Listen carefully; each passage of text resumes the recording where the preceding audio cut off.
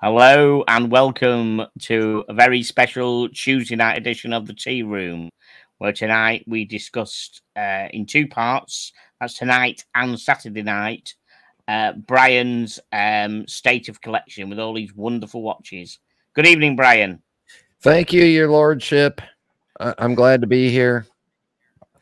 And we're glad to have you here as well.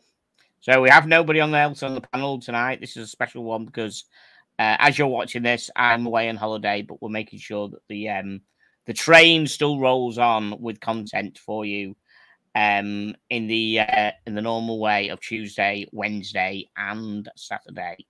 So without further ado, let's have a look at Brian's first watch. Let me explain all about it. Yeah, so let me back up a little bit because my fascination with watches, began as like a lot of kids did. I had digital watches. Yeah, I had one of those LED ones where you push the button and all the things lit up on it. Yeah, I had one because Blake 7 had one from Blake 7 had one. Yeah, exactly. Yeah, so my watch, my fascination with watches has began way back then. And then over time, things would happen and life would move on and we had kids and stuff. And the collection that I'm about to show you goes all the way back. And I've got probably the first real-time piece. So we'll kind of go through it chronologically, but this portion I wanted to start off with the watch that is probably, and I'm trying to shade it a little bit. I think to myself, all right, if there was a fire in the house, what watch am I going to grab and get out? And some of you know some of my collection, and we'll see. So this part will stay with, I guess we're calling it the under $4,000 value range. Yeah, that's good. This is the first watch I would grab. And wow. Okay, that's it. Because knowing what you've got and knowing what you've just acquired, that's interesting. Yeah. So I've had a lifelong fascination and following and admiration for Disney and for Mickey Mouse in particular. And this one took me the longest to find of any watch that I've searched for. That includes Rolex wait lists and all that garbage. But this is a Swiss-made automatic winding date Mickey Mouse. And to the best of my research, which was going back and forth for about 10 years trying to find this, this is the only Mickey Mouse date Swiss-made movement in an automatic that they ever did. So this is another that you had one of these watches as a kid, the first watch. I had a couple of Mickey Mouse watches early on. I had the quartz ones and all the, whatever was cheap and cheerful and came in a blister pack or came in plastic wrap. I had Mickey Mouse watches. I had a Snoopy watch. I had, I remember when I was working back at Disneyland, I had a Casio data bank and the calculator watches. Yeah, I remember them well. But then when I started getting into Swiss movements and Swiss watches and started understanding watches, which started in about 1995, 96, I started looking for a real Swiss made watch. And this was the Mickey Mouse that I found. Wow. It's the original bracelet. Oh, Watchovision is a little backwards for me. It winds, runs. I've had it restored and serviced, and it operates perfectly. Wow. The interesting thing with this watch is that when you pull the crown, the first setting is the time, and then the second setting is the day and date. Oh wow! Okay, that's interesting. So what movements you got? What movements in it? No, it's a 21 jewel automatic movement. No idea who made it. There's no branding on it, no naming on it. It's the dial is named Elgin and the case is Elgin. And this is the other thing for what I think is the early 1970s. It's 36 millimeters. So even on my little, on my somewhat diminutive 6 3/4 inch wrist, it still has a full-size presence. Yeah, it does. It does. Yes. Wow. And there it is Excellent. up there. Yeah, excellent. So for sake of time, I have a couple other Mickey Mouses that go with this one. And what I did was I started looking for Swiss movements. And this is a smaller 34 millimeter Bradley. Okay. That's just a manual wind two-hander. Somewhere around here, there's a third one, and I don't know where it is. Oh, actually, I think I do know where it is. It's off. It's off getting ready to go to service. Oh, okay. Okay. But this is, I mean, just for, for a simple two-hander that winds and works, and it's on I just put it on a funky NATO strap. Yeah. You can find these little Bradley time watches on eBay and places like that in decent condition for $75 to $100. Wow. I'll give it a little wind. What year is that, Bradley? What year is that? The Bradleys are going to be in the late 1960s all the way up until the early 1980s. Oh, okay. Wow. And then you'll find little deviations in the dials. Like this one has the rare Mickey stepping on the 7. Yeah. And other versions where they shrunk Mickey where he's not stepping on the 7. You'll find different variations. I'll move the hour hand out of Mickey's face. And who's Bradley? Sorry, you mentioned about Bradley. Is Bradley what's the Bradley thing? Is that who makes it? Bradley was a division of Elgin and US Time. Okay. But again, it's a manual wind watch, and you'll find different versions of it with different faces. So Mickey's eyes will be slightly different. They'll be a little bit fatter Mickey. This is the earlier, skinnier Mickey. So you can have all kinds of fun with these. Yeah. And again, it's a Swiss movement manual wind watch. It's a proper watch. It's a proper watch. I'm just looking at one. I think the other one is, yeah, I know where it is. And then this is one that I've shown on the tea room before, but this isn't anything extravagantly special, except it's a quartz watch that was only given out to store managers of the Disney stores. And there was another little gift that came with it that this store manager wanted to keep, but they wanted me to have the watch. So, because they know I'm a watch person. So again, just fun watches that, I put those Mickey Mouse watches on, and they just kind of make me smile. And that's the key for me is, I'm in a very fortunate position where I can have some really high dollar watches. But if I put the high dollar watch on and it doesn't make me smile, I don't care how much it costs. No, that's true. Yeah, exactly. Exactly. It's gotta, yeah.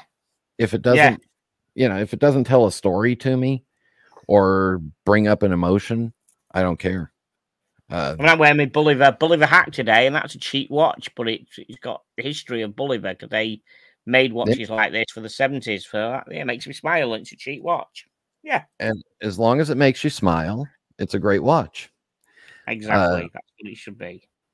And this one that I put in that I'm showing now is a Citizen quartz day date with a diver bezel, 38 millimeter, two-tone, kind of might have actually had some real gold. No idea. Wow. Never seen this model before. Never seen many watches apart from the Rolex with the the date thing at the top like that. Is that where they were? Is that where they were going? Copying that? You think? Is that where they got copying the president? Copying the Thunderbird. This is 1991 is exactly when I bought it. It was our first wedding anniversary, and this was the first watch that I bought, that I had that did not come out of a piece of plastic. It actually came in a watch box, and came with a presentation. I think it might have been For some reason, I remember it being like $75 or $80 in 1991. And it looks older than 91, doesn't it? yeah, that's a throwback to the 70s. I would never thought that was a 91 watch. Wow. Yeah. Except for the size of it, because it's a 38 millimeter. Wow. I still have it. I want to get a battery and put a battery in it just to see if it still runs, but I don't know. But this is the first. I always remind myself with my watch collection, this is kind of where my watches started from. This was the first one that, again, didn't come in a piece of plastic. Has no value right now except for our first wedding anniversary gift. So that's kind of where that started. And then if you want, we can move into two that a friend of ours and regular on the show might get somewhat excited about, but I doubt it. Yes, pocket watches. Yes, very nice. Yeah. We have these. This Elgin, these are fairly common pocket watches from what I understand, but this Elgin was found in my wife's grandfather's box of stuff that she inherited and gathered up.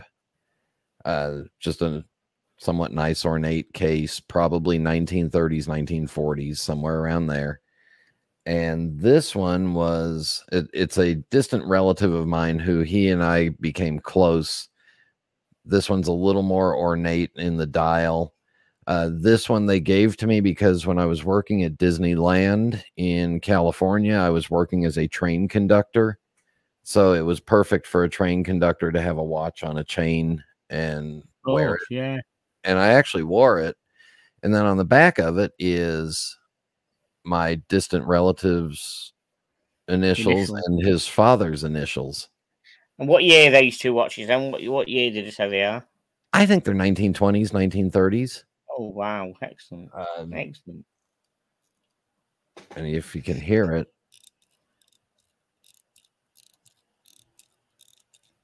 And they don't quite pick it up. Yeah. But never been serviced, still runs. Yeah, great, aren't they? Mine's the same. It just keep on forever, don't they? Yeah, and again, it's just emotional. I don't think there's no real gold in these. There's no real, nothing fancy, just memories. And if I can get a close up, look at the font on the numbers. Yeah, the one on the 0 on 10. Amazing, isn't it? 0, the 9. Look at the 7. And these are all applied markers. Wow. And this was kind of the standard issue men's dress watch of that day. So, no fancy Hunter case backs. No. This one, there's the movement. Wow. That's nice. There's Watchovision. And it does somewhat snapshot. This one's got a screw off back. And the reason I know that is because I've opened up the back before. So again, fun and, emotional memories for them. Yeah, of course. And then the final historical piece, that is a 30 millimeter 24-hour dial Hellbros from World War II era. Let me shadow it a little bit. Oops, lighting. That's very small for World War II, and I know World War I were quite small. World War II, wow. Yeah, but this is what make? It's a Hellbros, Helbros, and it's got a patent on it, and it's also got it's got their logo, and the hands, because this is back in the radium day. If you look at the second hand has been eaten away by the radium on the inside. Oh, yeah. But yet, here it is. it still is running. Was it an issued watch? No. No. Or if it was, the back was it marked up or been replaced, maybe, or something? Right, okay. Yeah. How long do you have that? This one I found in my grandparents' house, and I have no idea why my grandfather would have had it. He probably got given it or found it, and then I had this little tiny 16 millimeter strap. But oh yeah, it's super tiny, and I'll get it up here so that it is, isn't it? Yeah, 30 mil. Wow, yes. no real cash value to it, but still, that's a 24-hour dial, so the hands only go around once a day. Wow. And it's tiny. Who knows what it's all gone through? Yeah. But the fact that it's still running is just amazing to me. That this watch could have been all over the world during a world war, and still I found it in a box and picked it up, wound it, and away it went. Could probably use a cleaning too, but anyway, that's just fun stuff. Yeah. Moving up, I think every watch collector should have a G-Shock. Yeah, I never got them at first. Now I've got 5 of them. So yeah, G-Shock's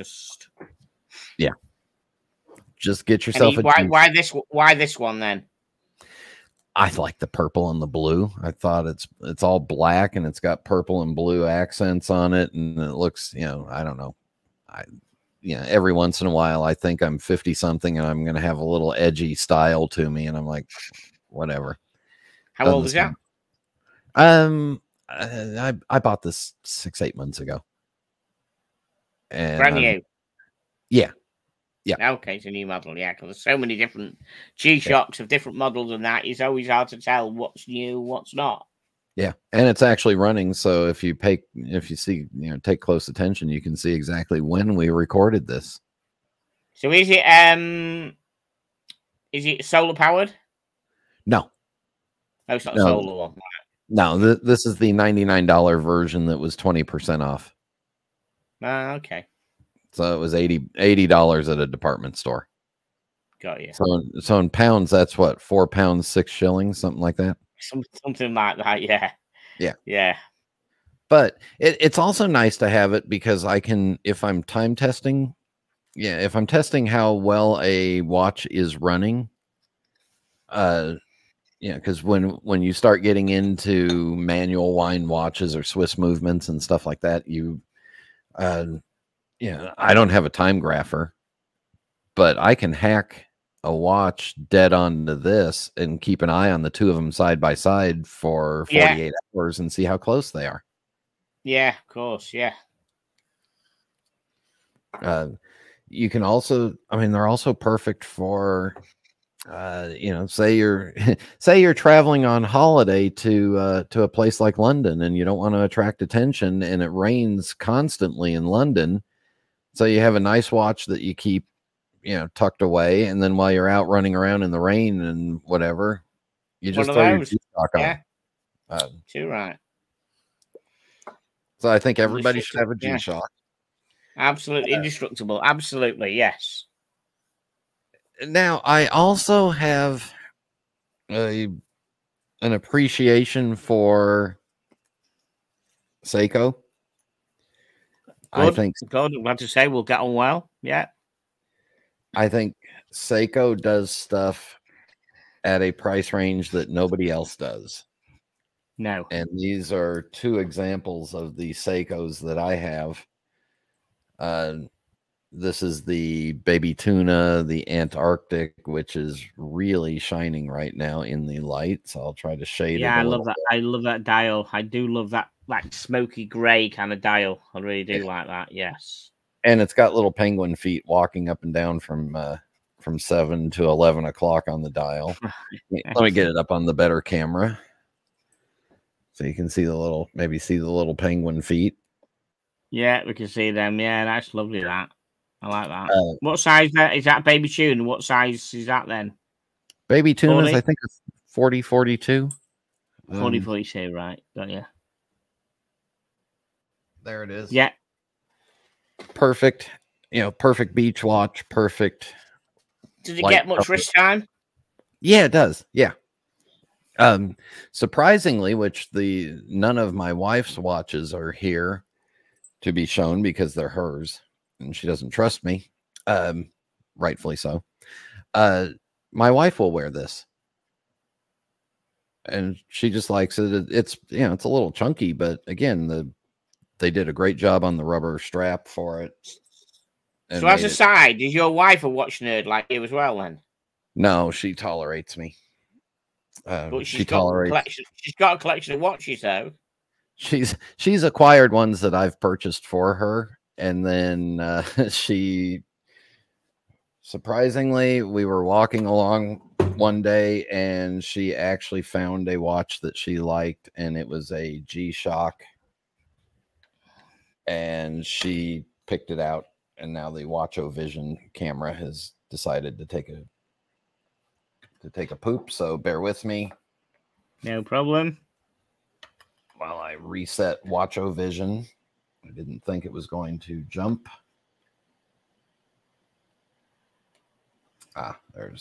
Hopefully that's the problem. There we go. We are back with. Okay, so this is a Seiko I don't recognize this has been a Seiko. This interesting. This is a Seiko that they came out with for some Japanese anime thing, and I gotta say I like it. I'm not in love with it, but the problem is I just don't like Seiko's bracelets.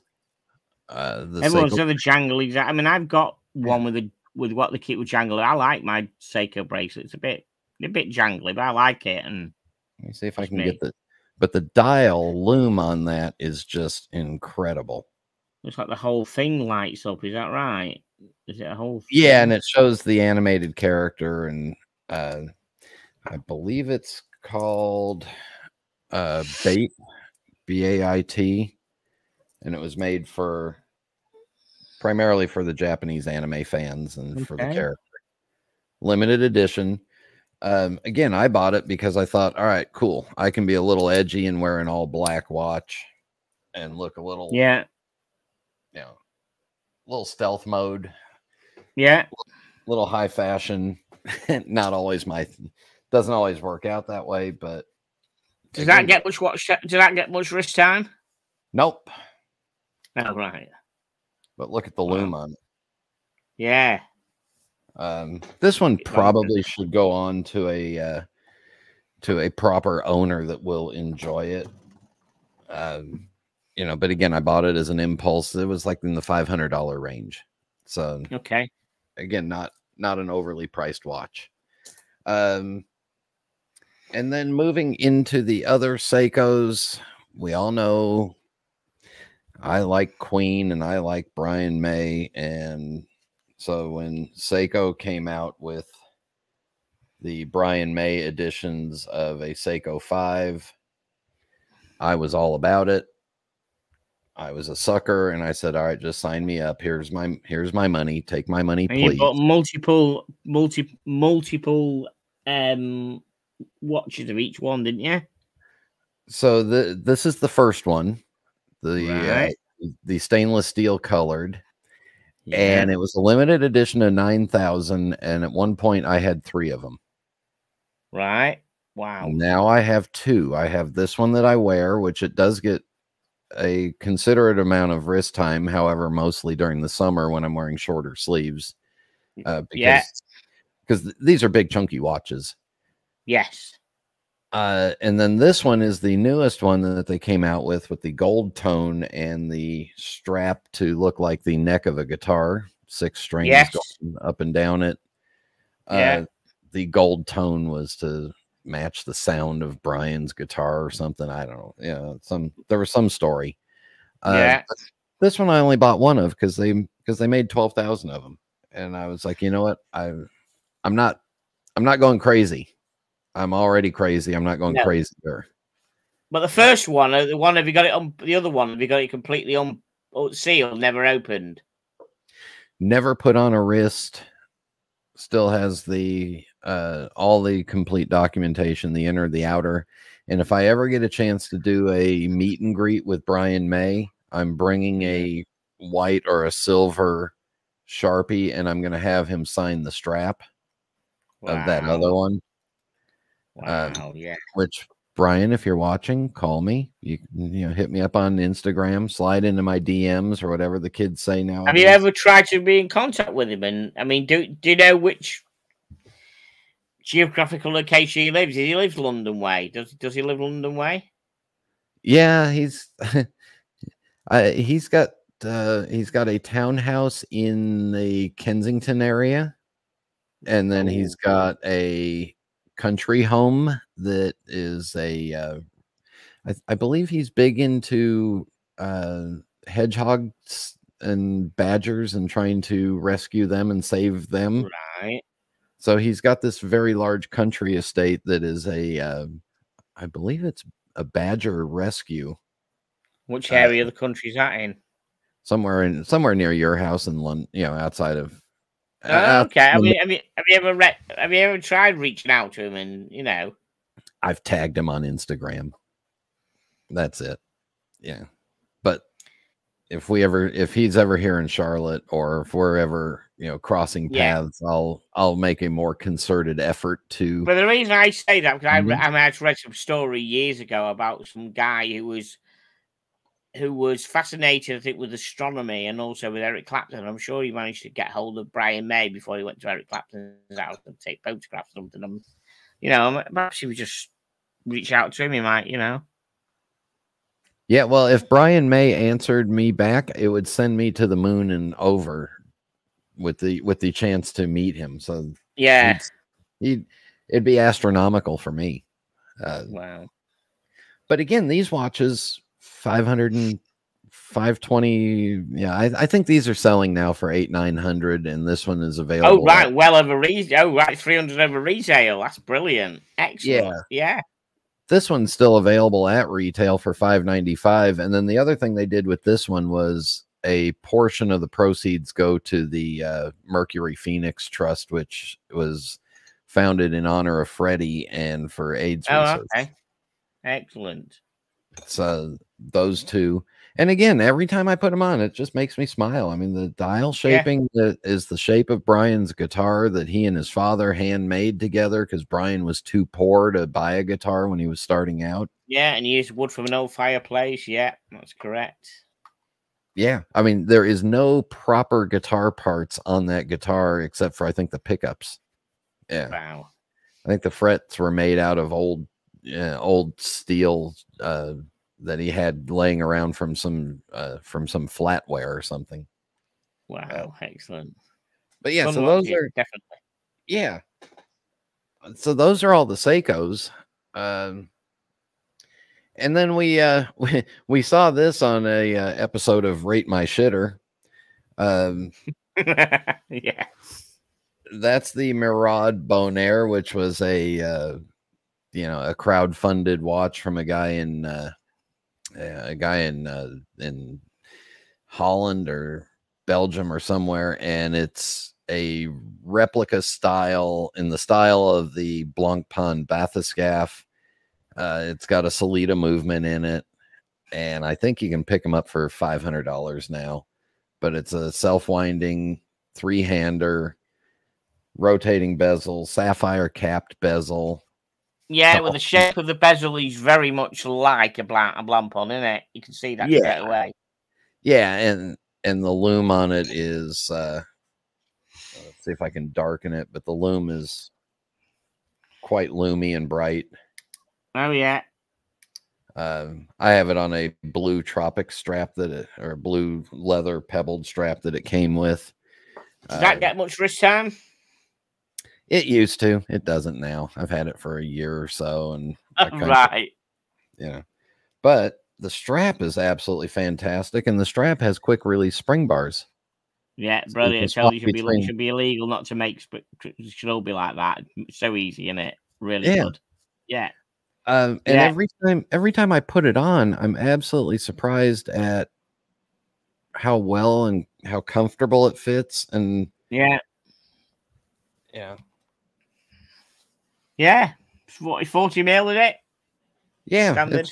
it's 40 mil. It's probably 13 or 14 mils thick, so it's got a little bit of a beefy can to it. Yeah. And like it started running just from me picking up the watch and playing with it. Yeah. Sleep movements are good. They're a bit bulletproof, really, aren't they? Just a quick shake. Job done. Yeah, and if I had the Tropic strap around here somewhere, but I don't have a strap organizer case like some people do. Oh, yeah. Did you order that one, by the way? Have you ordered it yet? No. No, I decided I was going to stick with my jewelry box drawer and not buy Fair enough. another accessory thing. But again, you really, you really don't have to spend a whole bunch to get a fun. No, you don't. No.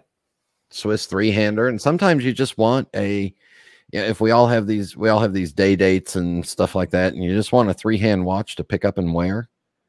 200 meters. Let me double check. It probably is, and imagine the sleep movement is rated at what the case is, but yeah, it's washing the car watch, isn't it? 20 bars, 200 meters. Yeah, it's a washing the car watch, isn't it? Easily. Yeah. Yeah. Or yeah, I think the last time I wore this in public, we were on a cruise, and I didn't want to wear a nice watch into the port that we were going in, because sometimes when you're traveling the Caribbean, you don't know what you're getting into. Yeah. Yeah. So you just want a simple watch. I had it on the blue rubber. Yeah. So just a fun watch. And I don't think I would ever sell it, because what am I going to get for it? A couple $100? Yeah, not worth the effort, is it? No, so you may as well keep it and have a blue watch in the assortment. The next watch is another Kickstarter that I got, and it took forever, but I actually got it. And this is a guy from Hong Kong named Selton, and it's a three-hander with a day-night indicator on the bottom. So right now it's indicating that it's midnight almost, because the dark moon is up high.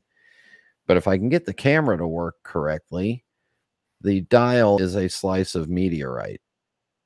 Wow. So there it is. This was $329 on the early bird on Kickstarter, with the leather strap and a bracelet. The bracelet's fairly nice, but I haven't gotten it sized for me yet.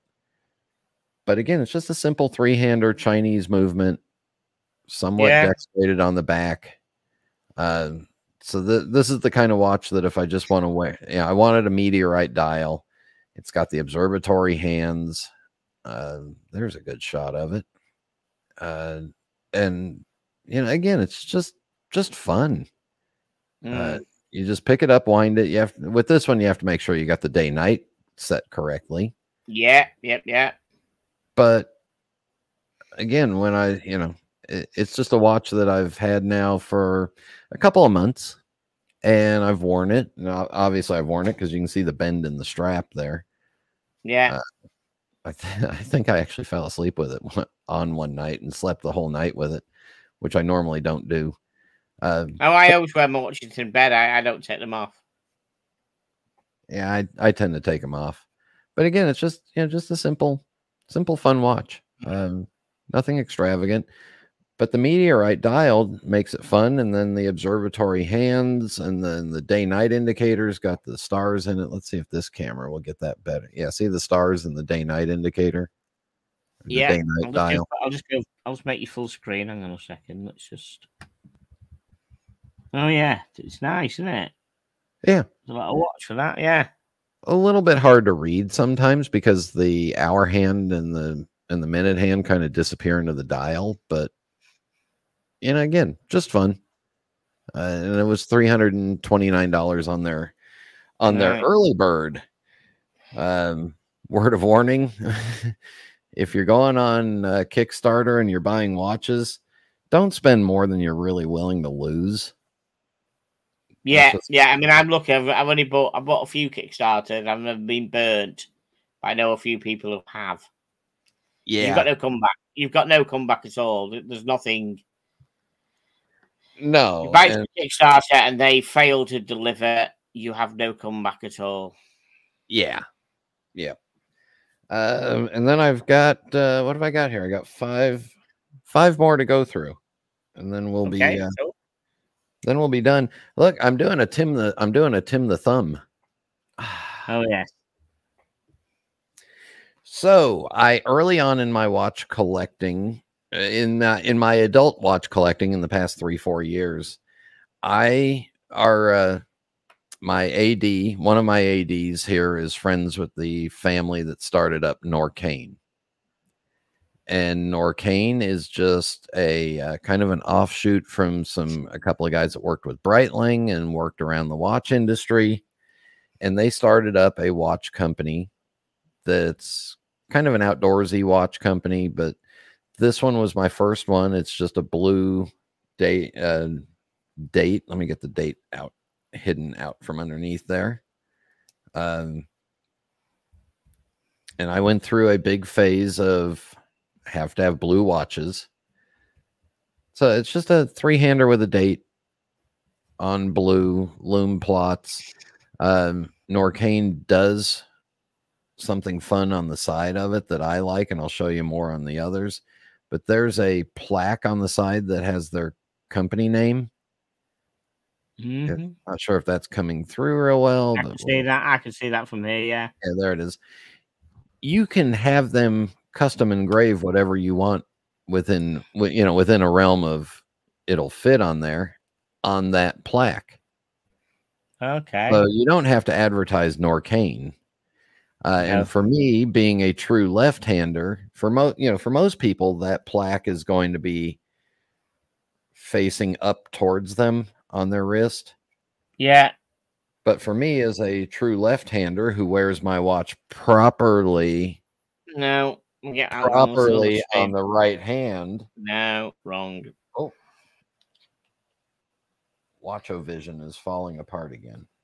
Is there an ETA movement in it, Brian? This one had the ETA, and I'll show you what they did shortly after. So we'll leave this one over here because we'll get it out of the way. No, we'll get it where it's not reflecting at people and blinding them. Shortly after the forming of the company and their success of their launches, and they started to get successful, they dumped ETAs because they got the Swatch group started pulling ETA, not making ETA movements available to everybody, and started pulling away. So one of the things that Norcane did is they got involved in the partnership with Breitling, who they knew, and Tudor, and started out with, in fact, they were the first ones, and this is it. They were the first ones to have the Canisi movement out in production. All right. So this is a Canisi GMT Date.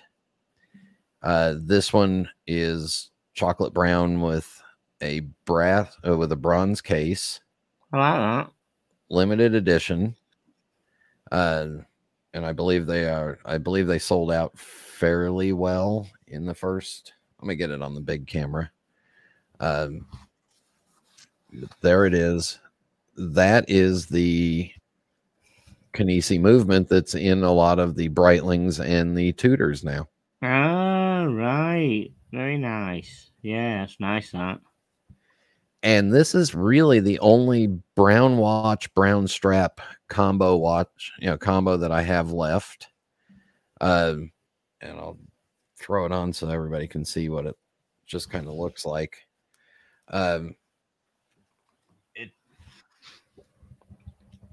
It doesn't, we'll put it under Unboxo Vision or Watcho Vision here, so I can show you the plaque.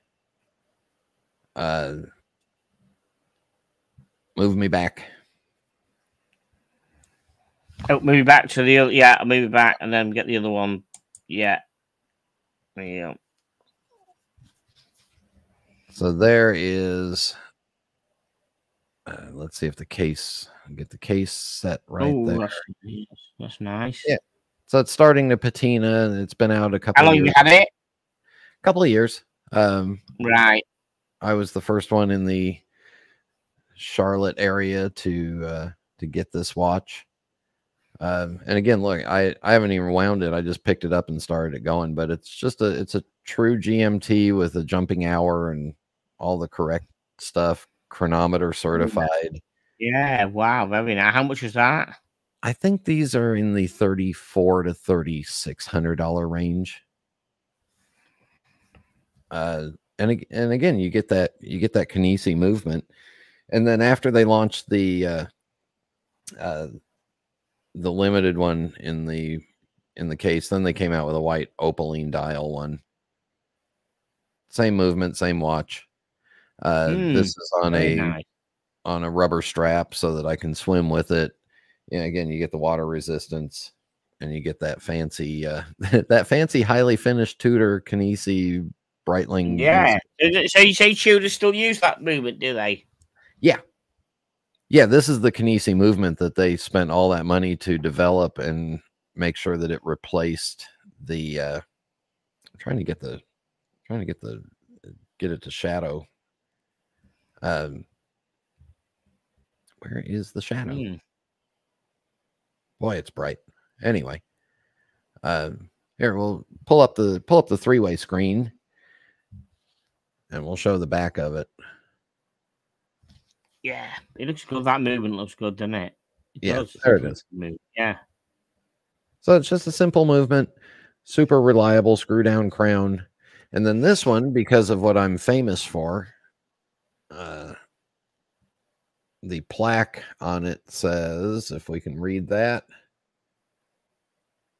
it says pipe time. Oh, pipe time. Wow. I can't. Here, switch back over here and we'll see if it shows up. Oh, yeah. Pipe time. See that? Yeah. Excellent. So every time of the day is pipe time. Yeah. So my wife's got a Norcane. Yeah, they make a 36 or 37 millimeter that she's got that she loves. And again, they're just good fun. Not on the super affordable range, because for a lot of people, $3,500 is not where they want to be, but you can get some down. Yeah, you can get some of the three-handers down lower. Yeah. And then we'll finish up. We got two more watches to get through, and this one is it's the only German-made watch I truly have, but it's a Nomos Club Campus. All right. That was made for our watch club. So these color combinations are specific for the Carolina area watch club. And in particular, what I love about it is it matches the color scheme of my Mini absolutely perfectly. So a lot of times if I'm going to a Mini meetup, I will wear this because it matches the red, white, and blue of my bonnet stripes and yeah. And it's just a good simple watch. This is on an Erica's original, which is the the military single pass strap. Yeah, so that's where it is underneath. Nomos doesn't do too much finishing on their watches, but still I can't even get in there. There's a little bit of finishing for you. Yeah, it's quite nice, that. Yeah. And again, just, great quality movements, and, it doesn't have to be an expensive watch to get some really good Swiss, really good engineering quality. And it's such a low profile that it's so super comfortable. The The Erica's originals are a bit of a pain in the butt to get on because it's got that. Yeah, I have a few of different makes with the same kind of setup, and they are difficult to get on. Yeah, so there I got it. That's fairly quick, but again, that's what it looks like. And notice it's on my right wrist where I wear all my watches. Yes. But this really satisfies, a good blue simple 3-hander. And yeah, love I don't know if they still call it the California dial. And then finally in this box of fun is a recent pickup that I've been goofing around with and playing with, and I bought it mainly because I really like the watch box, but that's the Bamford Hodinkee Joe Preppy Snoopy GMT. Wow. And in addition to Mickey Mouse. Limited edition? Limited edition. Woodstock is the GMT hand. We'll get Snoopy we'll get Snoopy's hands out of the way. But I'm, in all honesty, I think a couple of things bother me about the watch. One, it doesn't have a running seconds hand. And two, it's not a true GMT because to adjust the GMT, you have to come over here and jack around with the outer ring. But how much is that? They sold them for $1,800, I believe. Yeah. Right. Yeah. So, not expensive. The case is really cool. And there goes Woodstock flying around. But it doesn't have that jump hour movement that I would like. It moves the GMT hand instead. Yeah. No, with you. Yeah. The cushion case is fantastic on it. Because they really did a great design on the case shaping. Oh yeah. I still haven't taken all the stickers. You still got all the stickers on the front and the back. Front and back stickers are still on. Yeah, I haven't worn it out of the house yet. Oh, okay. I just this is one that I just tend to look at and like and smile at, and maybe one day I'll wear it to a watch club or something. Yeah. I don't think I'd travel with it because I like to see the running seconds to know that my watch is moving. Oh, okay, yeah. Good, yeah. But the case design, and again, I'm fortunate enough to be in the position that I'm in where I can spend. I bought this after, I didn't buy it directly from Hodinkee because I was sleeping when the release came out. So I spent $300 more than I should have. But I'm in the fortunate position where I can have a fun watch like that and enjoy looking at it in my watch box and wearing it occasionally. And I realize that is a fortunate position. So I really can't complain about it. Doesn't have a running seconds. It sucks. I'm sending it back. Yeah. No, whatever. I'm going to enjoy it and look at it. And every time I open up the watch box and smile at it, there it goes. So it just makes me happy. So that's all the I guess the under $4,000 value. Brilliant. Thank you, Brian. So we're gonna wrap this up in a minute, guys. Thanks all for tuning in and watching. The next segment we're doing on Wednesday is that the panel are going to be showing their best 3 watches in their collection. Brian's sitting out for that one because obviously we'll be covering that in this video, and then Brian will be back on Saturday with the $4,000 upwards collection. There'll be some mighty fine stuff in there. Take Snoopy down. So thank you. Yeah, let's bring Snoopy. Sorry, yeah, let's bring. So thank you, Brian, very much for your. Thank you, your lordship. Very nice. And all the tickers. Yes, we will end this up now, and we will see you all on Thursday. Thank you very much.